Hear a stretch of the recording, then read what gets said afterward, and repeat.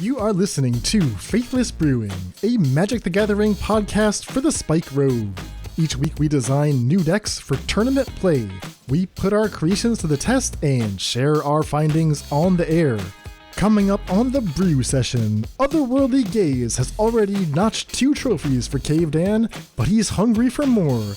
What other decks can use this promising new card? Then on the flashback testing results with Faithful Mending. That's all coming up on this edition of the Faithless Brewing Podcast. Thanks for listening and enjoy the show.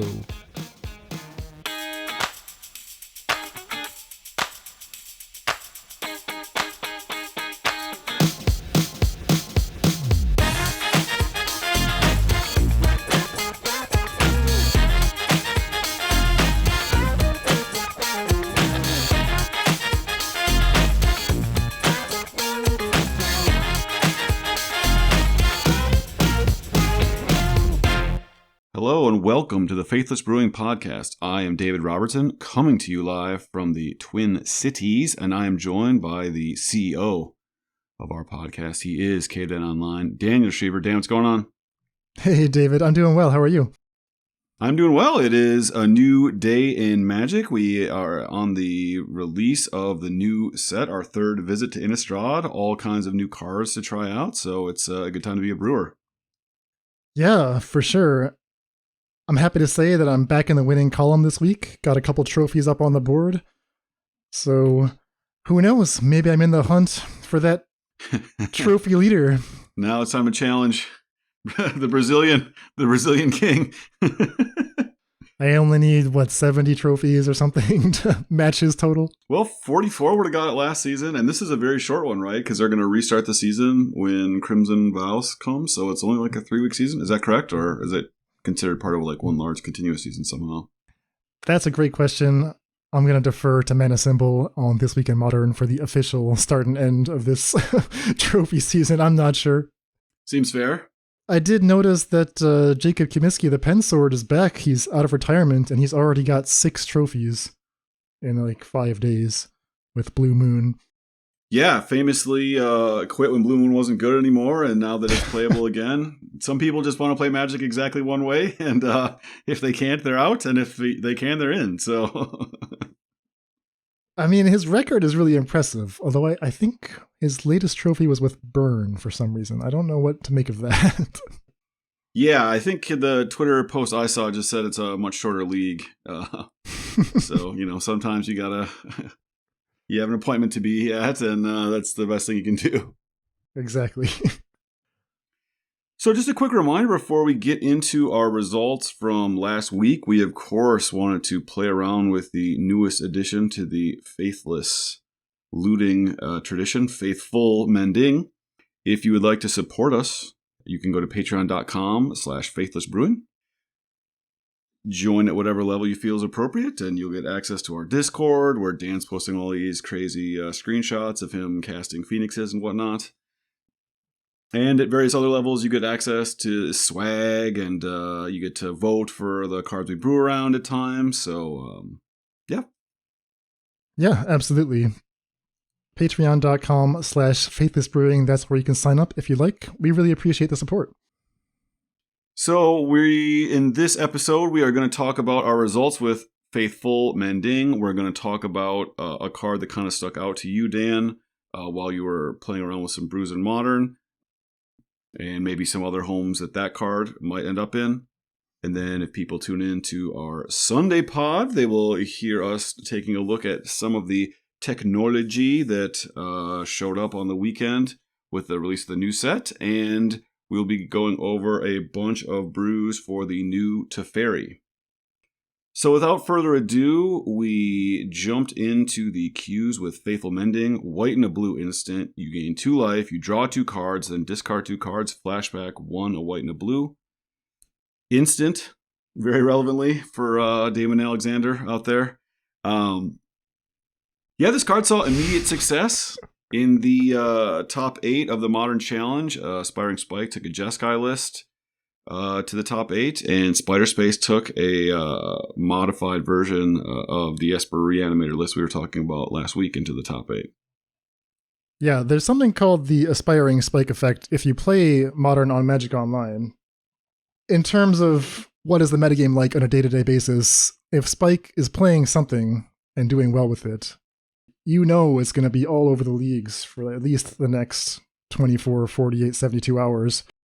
So he was streaming a couple different Faithful builds, Faithful Mending in Reanimator, Faithful Mending in Phoenix.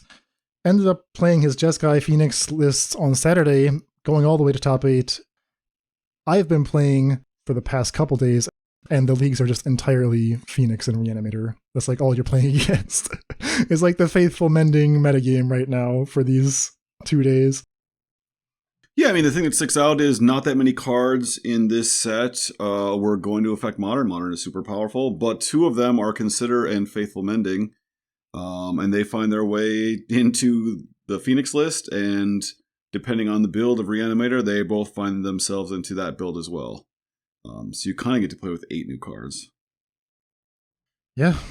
Or if you're like me, you get to play with like 15 new cards. Yeah, there you go. But let's start small. And actually, let's start off with Reanimator.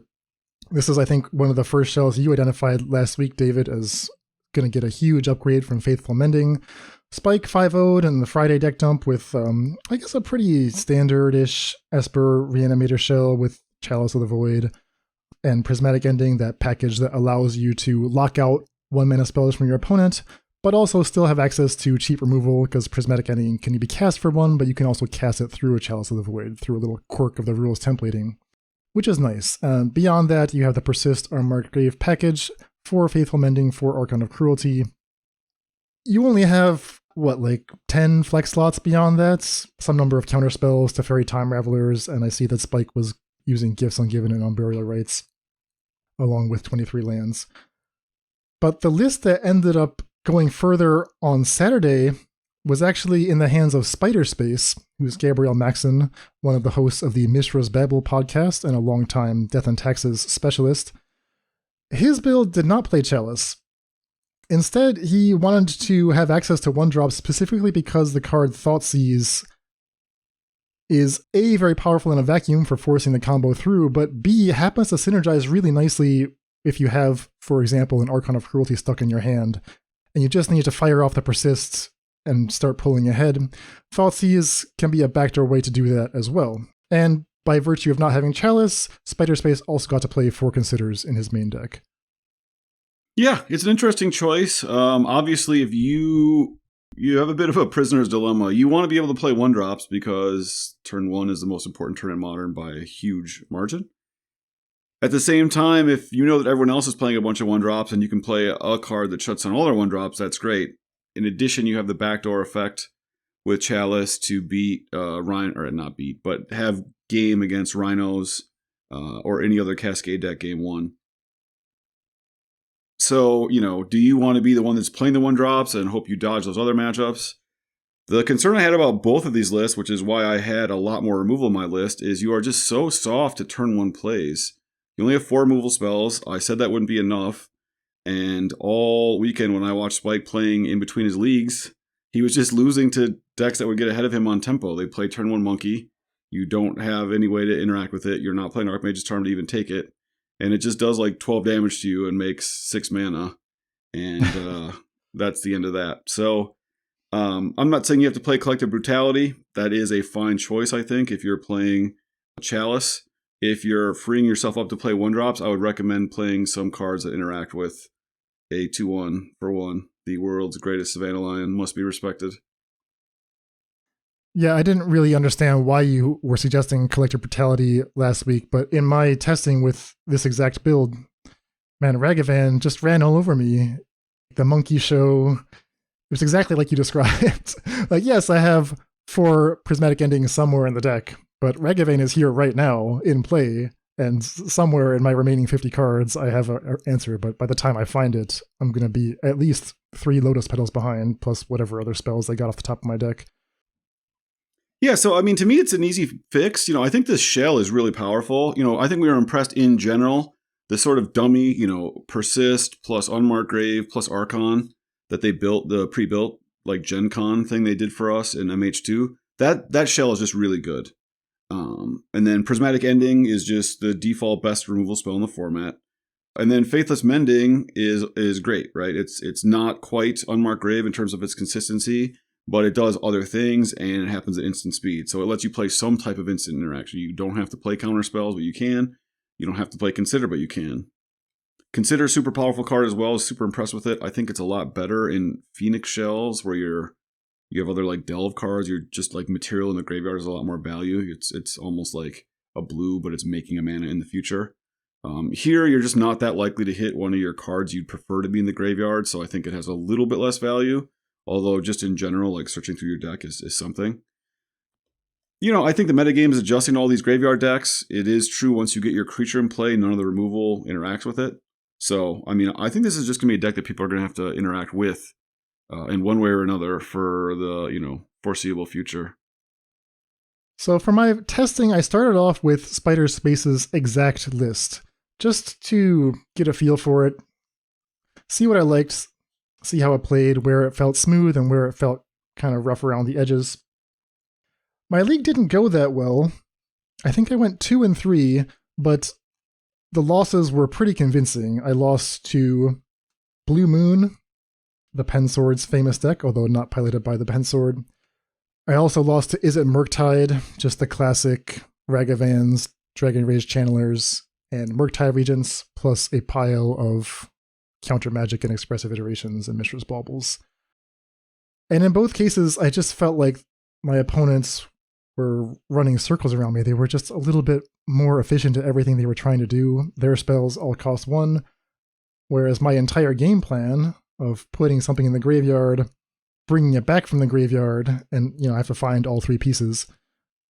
Even just hearing me describe that's going to take some time. That's going to take a lot of mana.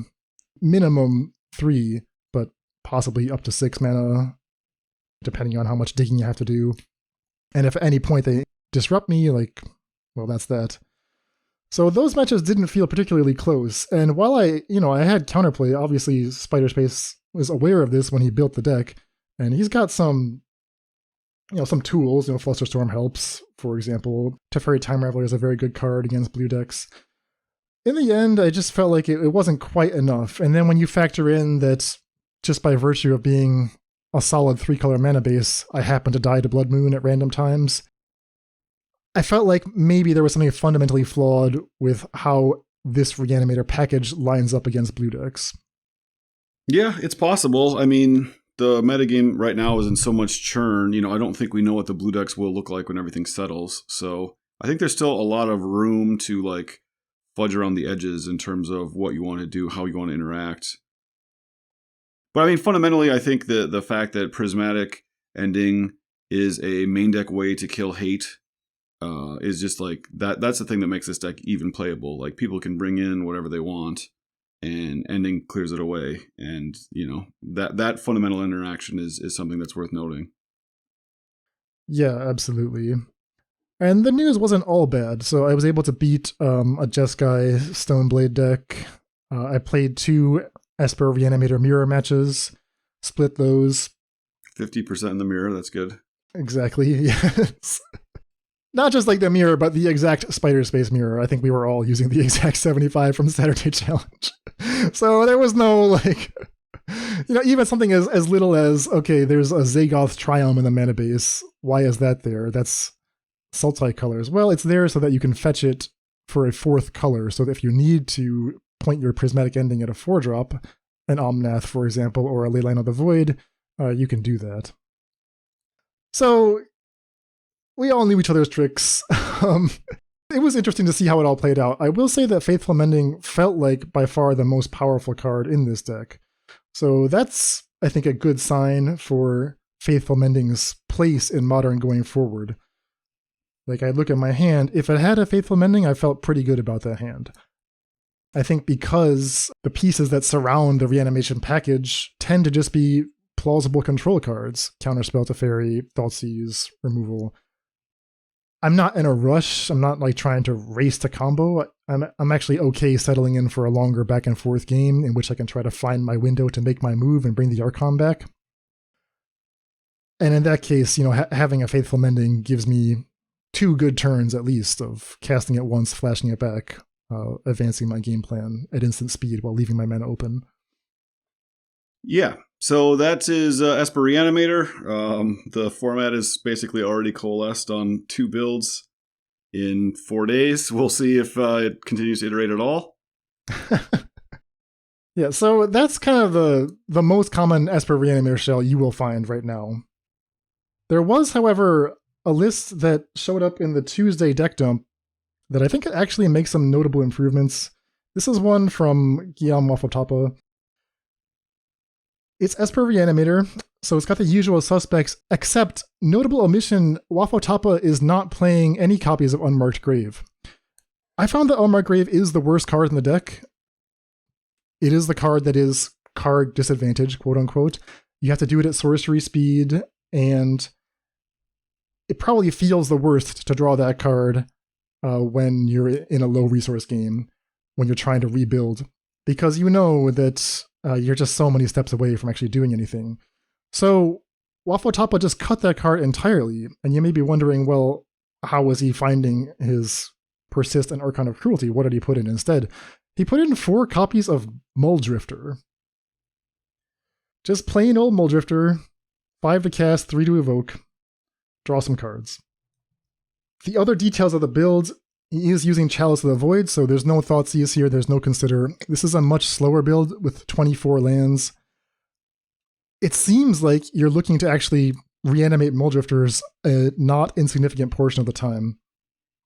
You can just persist on a Mulldrifter to draw 2 more cards, if it comes to that. And I imagine that Wafatapa's build actually hardcasts Archon a little more often than some of these other builds. Yeah, and I like that he's actually included a bunch of removal. I think Kaya's Guile is actually a really important card. It's just a full-on at least 2-for-1 against Phoenix, if not like a 4-for-1. Supreme Verdict is very good, and then Solitude functions as removal. It's also persistable. So yeah, it's card disadvantage the first time you cast it on turn 2, right, if you have to kill a Ragavan. But then every other time you bring it back with Persist, it's just a 2-mana Swords of Plowshares that also requires them to cast a spell. So yeah, I like the look of this a lot. I like the 4th Teferi. That's just saying, I don't want to play Thoughtseize. Let's just play the card that beats control by itself. Yeah, Unmarked Grave was, a card you had to play when you didn't have Faithful Mending. Faithful Mending is also card disadvantage, just so we're clear. But Faithful Mending lets you do it instant speed, so you get to leave up your counterspell. And with 4 Teferi, you can also instant speed your Persist. You can instant speed your Prismatic Endings.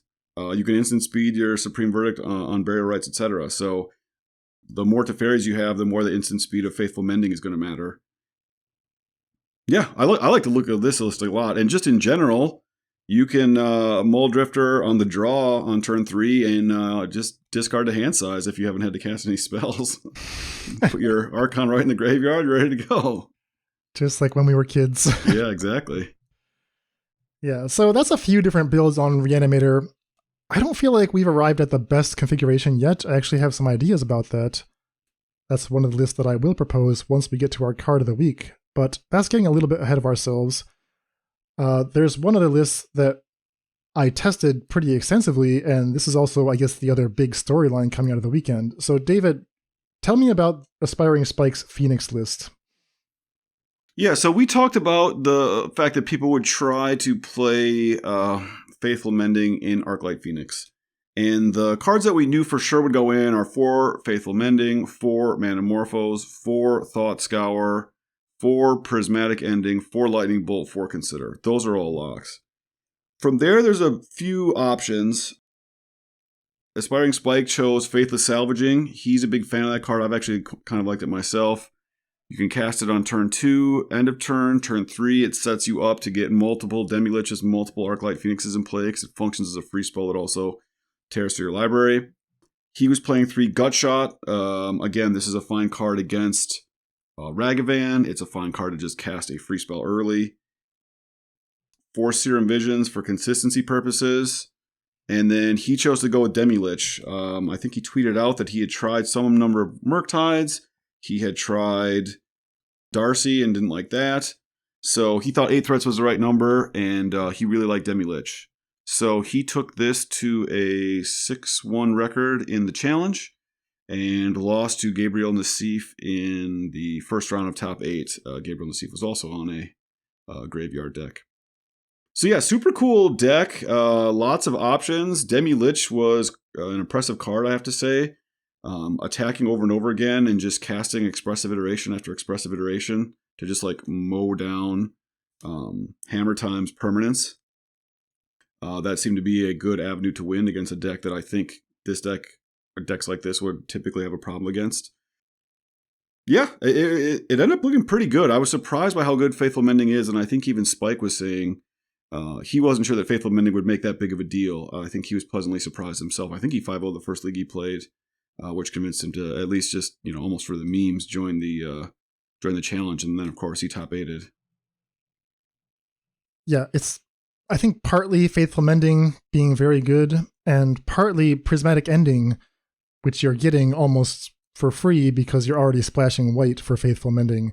Prismatic Ending covers so many of your bases. It means that you're not going to get run over by the Ragavan while you're setting up your graveyard stuff. But it also means that if someone's trying to get cheeky with a Rest in Peace, or a Soul Guide Lantern, or, God forbid, a Sanctifier Envec, you've got built-in 4 answers to that in your main deck. 4 in your 75 for sure, but actually 4 in your starting 60, and this is a deck that's got so much card selection. Right, you heard David say Considers, Spike's got Serum Visions, Mendings, and Salvagings. You're going to find your answers here, and that applies to the sideboard cards as well. I think kind of the hidden strength of a Phoenix Demi-Lich strategy like this is that if you need something that will swing a matchup, you're going to find that thing. On the flip side, you can't actually play hard Graveyard Hate, so I'm not surprised that he lost to Nassif, because when you look at what cards the Phoenix list has access to fight the opponent's graveyard, is basically just Surgical Extraction, and that doesn't do it against Living End. Yeah, he does get to play Chalice. I mean, this is a blue deck. You can just counter Living End on the stack, but yeah, you don't get to play the knockout versions. Yeah, this looked a lot like the Phoenix deck of old in the sense that all the games look exactly the same, and it's very, I don't know what you want to call it, solitaire-esque. You're not making like these tricky choices, right? You're just sequencing your spells in a very certain way to get maximum value. So it reminded me a lot of watching Phoenix decks back in the day. So there's certainly something there, but I know you had some ideas about how you wanted to approach your Phoenix build, Dan. Yeah, I did. So for my Phoenix build, I really wanted to try out the card Otherworldly Gaze. This is a new one from Innistrad Midnight Hunt. It's an instant for a single blue. Look at the top 3 cards of your library. You may put any number of them into the graveyard. The rest go back on top. So it's essentially just Surveil 3 at instant speed. It also has Flashback 1 in a blue to Surveil 3 again. And, we had an interesting discussion about this, David, during the spoiler week. I think opinions were split. I'm pretty bullish on this card. I think it's actually fantastic. And what I found when I put it into Phoenix was that it was really, really good. So what I did for my build was I said, okay, I want to play for Otherworldly Gaze. Give this card a chance to shine. I also am not as excited about Demi-Lich. I think it's because I just have never played the card personally. It just looks kind of funny to me. I was envisioning that I would be spending my graveyard on Ox of Agonis, for example. That's a card that I can just sort of find for free off Otherworldly Gaze, because I think one of the powerful things that Otherworldly Gaze will do is dig so deep into the deck and put things directly in the graveyard. Not just Phoenixes, but also potentially ways to reload my hand in the form of Ox. And so once I was doing that, I was like, well, I don't want Demi-Lich as well. I think I'm probably just happier with Murktide Regent. Murktide Regent has kind of the hidden function of just being your answer to any amount of graveyard hate. It's a little counterintuitive because the Regent doesn't actually say anything on it about fighting against the Sanctifier Envec, but if your opponent has kept a hand on the basis of some card that they think is going to stop your Phoenix Recursion, or some card that will do a one-shot take out the graveyard, they might suddenly find themselves just dead to a 6/6 or 8/8 or 15/15 Murktide Regent. It attacks from just a totally different angle than Arclight Phoenix does, and that, I feel like, is something that Demi-Lich does not do. Now, I know Spike probably disagrees with that. He would probably say that Demi-Lich attacks from a different angle than Arclight Phoenix, and maybe that's true, but I do know that Murktide attacks from a different angle than either of those two, and it's a proven card. that is just so solid that I felt like it would cover a lot of the deck's bases. And I'm happy to say that when I took this configuration into the leagues, my predictions more or less bore out, and the deck felt really great. Yeah, so you went 4-1 your first league, and then promptly 5-0'd your second one. I did, yeah. I just barely lost that first league. I was like 1 life point away from the 5-0 in like both games against Hammer Time. That was a nail biter, so I ran it back, came back strong, got the 5-0. I actually played 2 more leagues, had a 3-2 where I learned some cards not to put in the deck, and then came back for another 5-0. So 2 trophies with this, 17-3 overall, and the deck feels really, really good to me. Yeah, so it looks like you made a few little tweaks from the original list we were talking about last week. You've added a Dream Twist. You've added a Radical Idea. Is this just, more ways to get value out of your graveyard? Is that the thought? Exactly, yeah. So think about what David described as the core, the locked slots. Consider Thought Scour, Lightning Bolt, Manamorphose, Faithful Mending, Arclight Phoenix, Prismatic Ending. That's 7 cards, so that's a locked, 28 slots, right? Spike had Demi-Lich, I had Murktide Regent, that takes you up to 32. And then where Spike was playing Faithless Salvaging, I wanted Otherworldly Gaze. So that takes you to 36. So you're really not actually changing that many slots, but it's those last, I don't know, what would that be? 6 slots for an 18 land deck that you can kind of tinker with. So I started off with Gut Shots, informed by Aspiring Spike's choices, but I found that Lava Dart was actually better for what the Otherworldly Gaze configuration was doing. Because Gaze lets you see so much of your deck, but it's really happy to just have flashback stuff that it can find and put directly in the graveyard. So Lava Dart, better than Gut Shot in that respect, especially because I'm not trying to free cast Demi-Lich. That pressure of needing to exactly have 3 or 4 spells every turn isn't there for this configuration. And for the same reason, Faithless Salvaging is less necessary. Yeah, without having to put Demi-Lich into the graveyard, without having to get that free rebound on my upkeep, I'm free to play like different kinds of interaction because I'm happy to just draw the Murktide Regents. So that let me try like a few different slots that are meant to be cards that, are happy to get milled. So you see a Dream Twist in there. You see, I think, a Maximize Velocity and 1 Radical Idea. The Radical Idea is just there to discard Ox of Agonis in a pinch.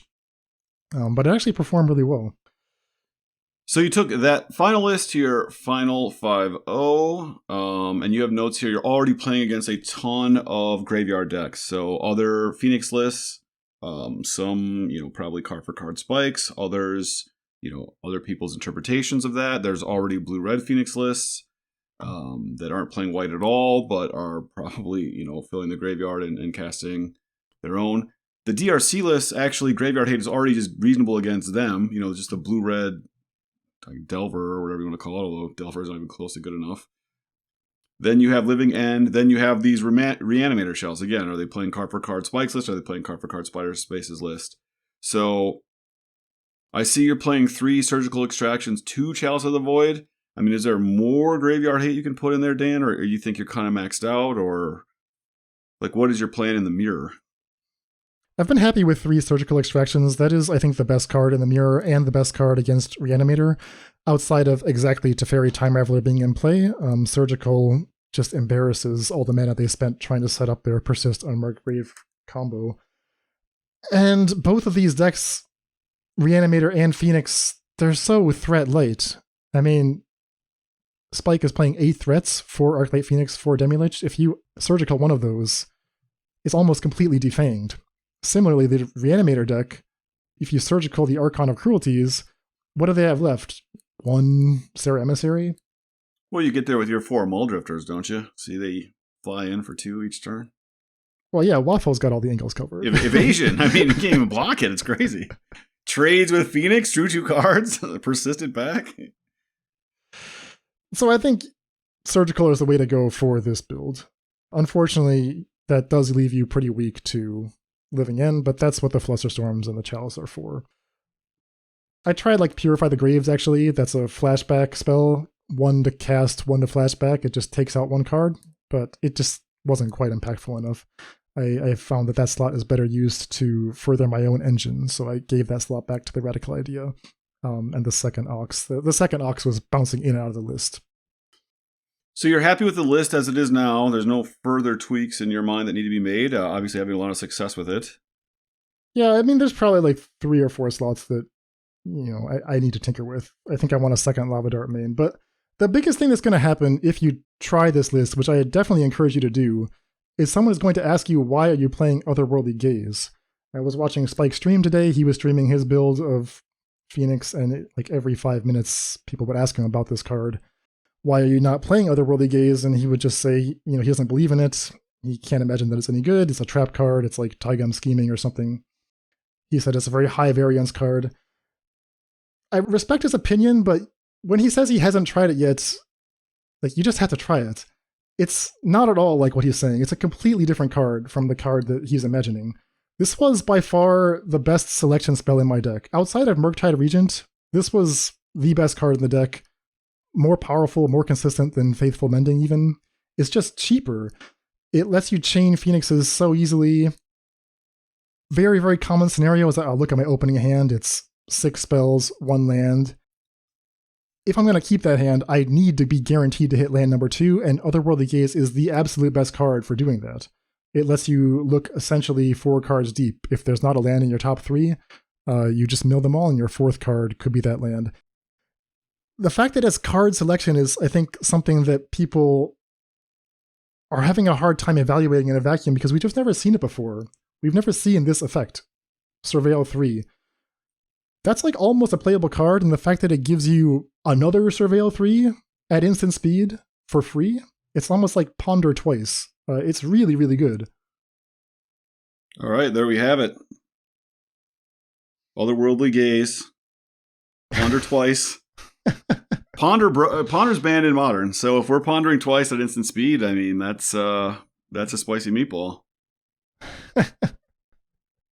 Well, I wanted to talk about this card now because I feel like it will be a stock card in the future. I'm just trying to shepherd people towards the cards they should be playing. We'll figure it out in a week's time. But you heard it here first. So that was some modern explorations of Faithful Mending. But David, you had some really cool ideas in the Pioneer format where it's almost like a blank slate of what you can do with the graveyard. Yeah, so one of the things I wanted to do was add it to this Peace of Mind deck. Unfortunately, Faithful Mending, as we kind of discovered as we were talking through the card, didn't work exactly like I wanted it to with Deathless Knight. The order of operations is such that you actually draw the card first. You gain the life first, and then you discard. So if you're drawing and discarding Deathless Knights, they don't actually see that life gain. Still, it is a very useful thing because dumping Deathless Knights into your graveyard will eventually come back into play. And the main thing it did is that plus Consider. And again, it's really hard to separate all these results for Faithful Mending from Consider. We don't get to run the experiment where we just play Faithful Mending in our Phoenix list, for instance, without Consider, because you're always going to play for Consider. So if these archetypes get turbocharged, is it the Flashback Double Ponder? Is it the Consider? Is it the Faithful Mending? Is it all of these, right? Each contributing equally. So the card Consider was also insane for me in this list. Again, it's just a search spell. It just fills your graveyard up with stuff. I'm in the middle of my league right now. I effortlessly destroyed a red-white burn deck. I effortlessly destroyed a super cool-looking red-white heroic deck. And I was crushing blue-black control in the third game, but it takes forever to kill them. So I timed out. And they were doing some, legal, but maybe morally ambiguous tricks to buy time, which is fair. Nothing is legally preventing them from doing that.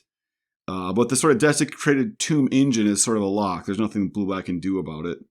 And so I was for sure going to win game 3, but, we have to play on the 25-minute clock. Still learning some of the play patterns of the list. So very happy with how it felt, a functional 3-0 if I was in paper. I have to say, Faithful Mending is just okay. The main thing it does is it just helps you find your peace of mind. Like, the peace of mind loop is the thing that nobody can beat. And ultimately, the peace of mind loop plus Desecrated Tomb, I was just letting the red-white Heroic player have some fun. They got like 26 power, 30 power in play. I wasn't even wrathing them. Just make some bats, throw in front of them, see how big their guys could get. Eventually just had to give up. I mean, it wasn't even close to being close. So, yeah, you just can't lose to aggro. And I think, I already have a ton of sideboard cards against control, but maybe I need to add a couple more. So you're saying that the fact that Faithful Mending lets you discard Silver Smoke Ghoul and Deathless Knight and replace them with better cards wasn't actually that important because Peace of Mind was going to do that anyway? It's not important once you find Peace of Mind. So I guess what I'm saying is, once you have Peace of Mind in your hand, it's never correct to cast Faithless Mending for the rest of the game. You just want to use all your white mana to turn it into sweet, sweet value. But the games where you don't have Peace of Mind is when this deck can struggle. So in that sense, Faithful Mending is very good. The pairing I had was like Faithful Mending plus Censor plus Dovin's Veto. I'm not sure if that's right. I didn't really get to censor anything ever. Although it is, again, another way to search. Dovin's Veto in the main deck was actually awesome. You know, there's a few spells people have that they can maybe use to go over the top of your, like, Desecrated Tomb, Peace of Mind lock. So having those main is nice, again, with the Faithless Mending. So I think the Faithless Mendings are good. They clean up the mana. They give you ways to filter through early Deathless Knights and Silver Smoke Ghouls.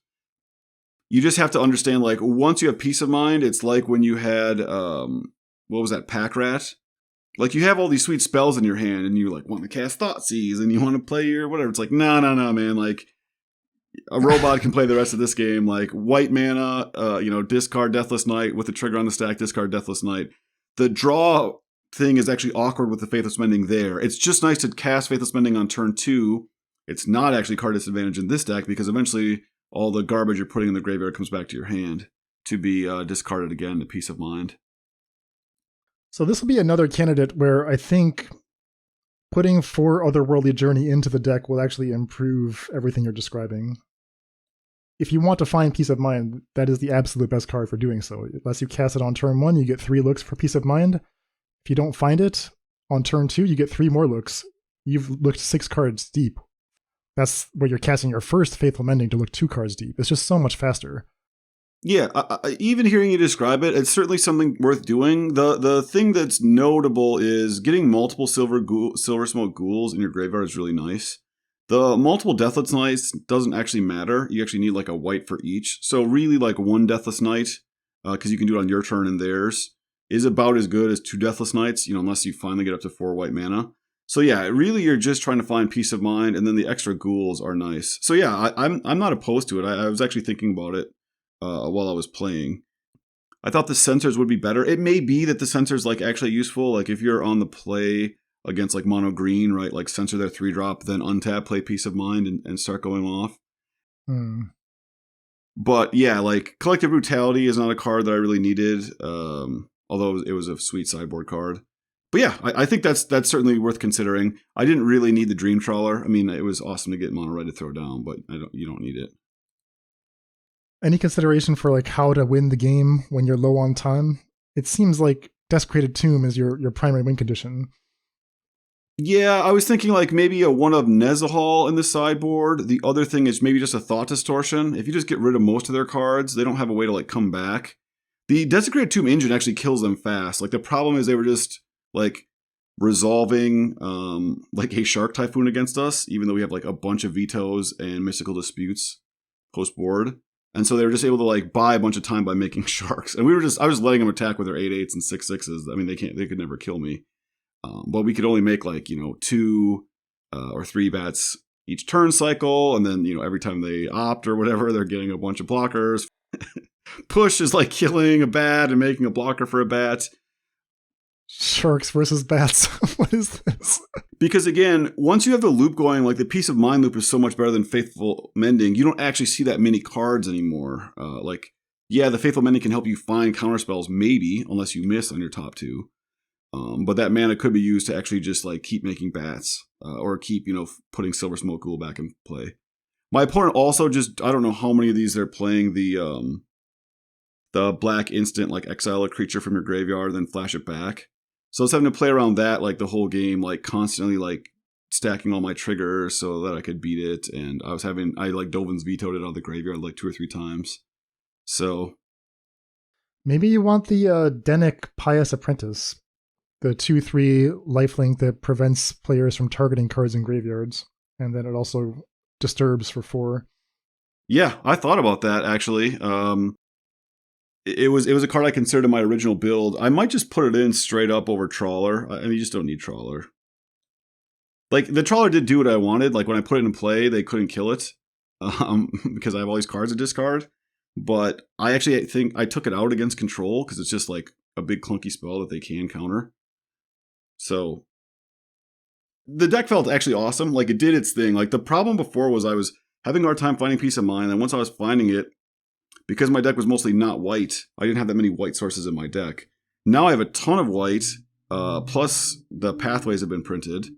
And so, like, once I had Peace of Mind going, like, the deck is just a ton of white mana. So you're just, like, flying. Your life total is just super stable. And then you just wait against aggro until you find Supreme Verdict, then the game is over. And then against Control, you just try to find a way to resolve Desecrated Tomb and with, like, Dovin's Veto to cover it. And then that game is over. I mean, this list looks so sweet. I want you to just keep playing it until you 5-0. Yeah, I mean, I'm interested to try some number of the gaze just to, like you say, like,